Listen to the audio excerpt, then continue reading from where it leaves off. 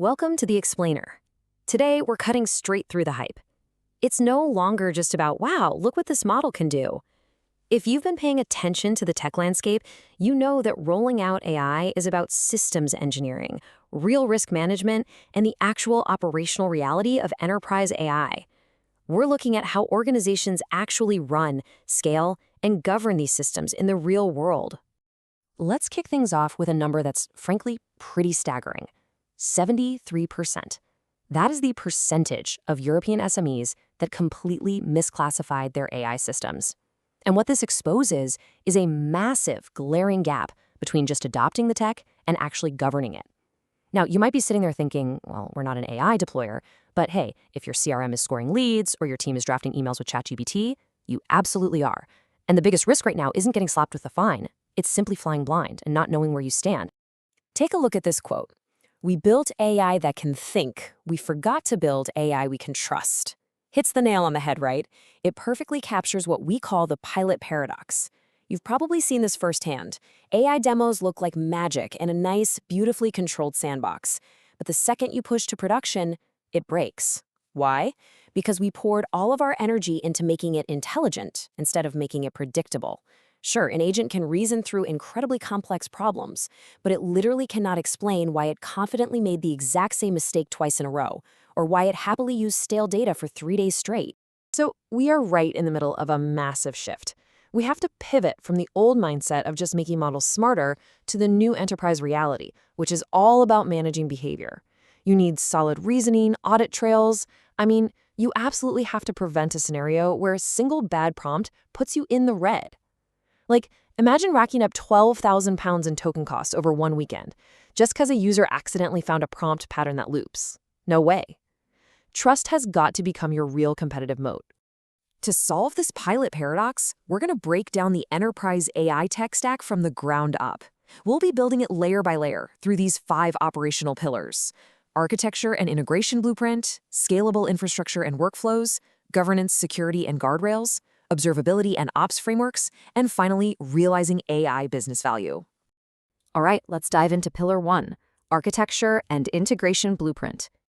This foundational layer is where your AI actually meets your messy, real-world enterprise IT stack. You hear companies all the time enthusiastically hyping up their AI-first strategy. But here's the secret.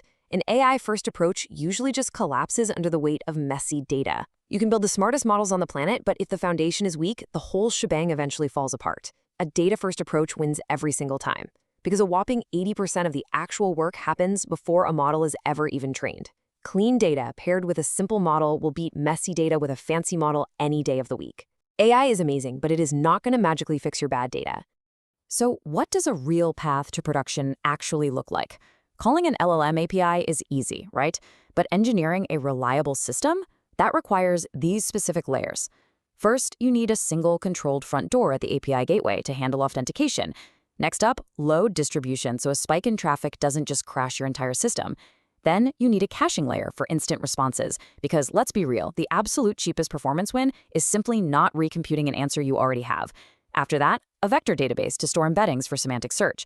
And finally, scalable model serving. That is how you transform a fragile, duct-taped prototype into a robust production system. Moving right along to Pillar 2, scalable infrastructure and workflows.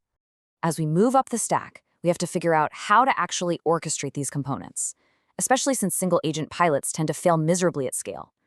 Most teams try to scale up by just handing one massive context window and a bunch of tools to a single model. But you know what happens?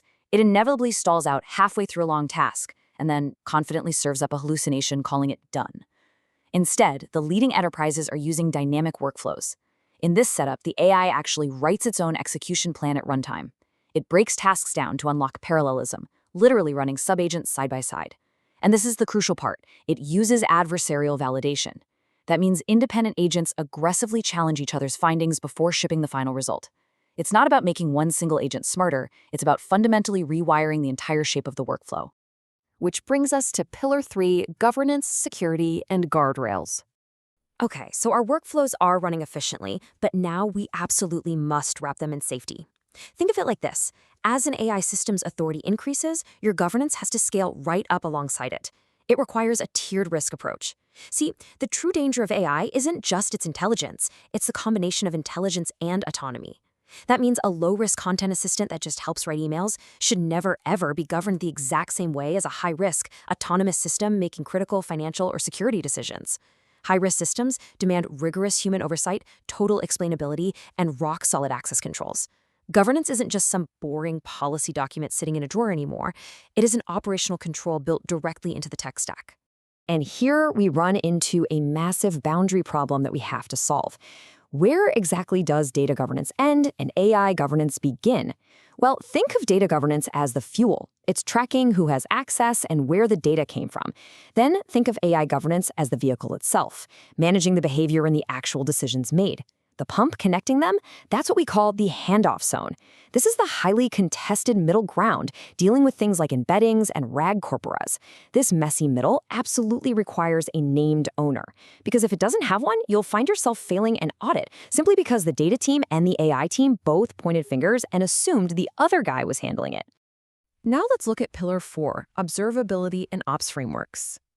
All right, now that the system is properly governed and ownership is crystal clear, we actually need to monitor the thing.